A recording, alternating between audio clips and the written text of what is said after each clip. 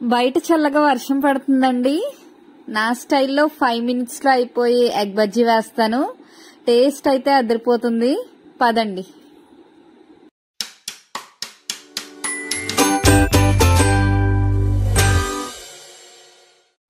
ముందుగా 3 eggs ని boiling కి పెట్టుకుని 3 చెంచాలు శనగపిండి, 2 చెంచాల మైదా, 1 చెంచా కార్న్ ఫ్లోర్, అర చెంచా మిరియాల పొడి, అర చెంచా కారం, పావు చెంచా పసుపు, అర చెంచా ఉప్పు వేసుకుని కొంచెం కొంచెం వాటర్ వేసుకుంటూ బాగా కలుపుకోవాలండి.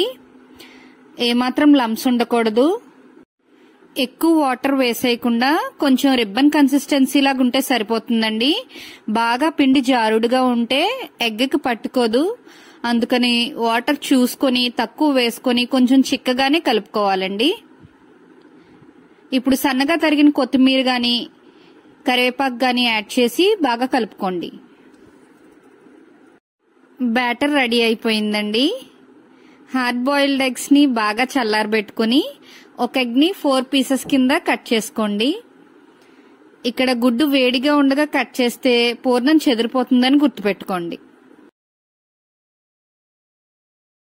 ఇప్పుడు ఒక్కొక్క ఎగ్ పీస్ తీసుకుని బ్యాటర్ లో వేసి దాని మీద కొంచెం పిండిని వేస్తూ ఎగ్ అంతా కోట్ అయ్యేలా చూసుకోండి. చేయి పెట్టినట్టయితే ఎగ్ విరిగిపోతుందండి. ఈ ప్రాసెస్ జాగ్రత్తగా చేసుకుని డైరెక్ట్ గా స్పూన్ తోటే నూనెలో వేసుకోండి.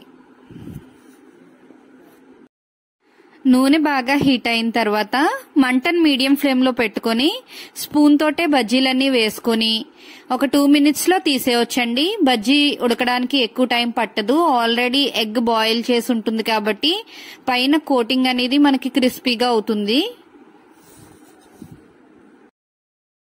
మొత్తం బజ్జీలన్నీ 5 minutes లో ఇదే ప్రాసెస్ లో కంప్లీట్ చేసేసుకోవచ్చండి. చాలా చాలా ఈజీ. కుకింగ్ టైం కూడా చాలా తక్కువ.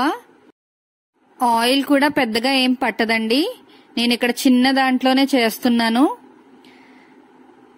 ఈ ఎగ్ బజ్జీల్ని జస్ట్ అలా నిమ్మకాయ పిండి గాని ఉట్టిగా గాని లేదంటే టమాటో సాస్ లో గాని ఎందులో అయినా పెట్టుకుని తినొచ్చు. సూపర్ అంటే సూపర్ ఉంటుందండి.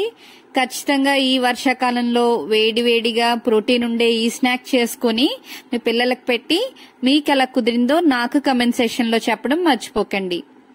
వీడియో నచ్చినట్లయితే ప్లీజ్ లైక్ చేసి సబ్స్క్రైబ్ చేయండి. మరో మంచి వీడియోతో మళ్ళీ కలుద్దాం. అంతవరకు సెలవు. బాయ్.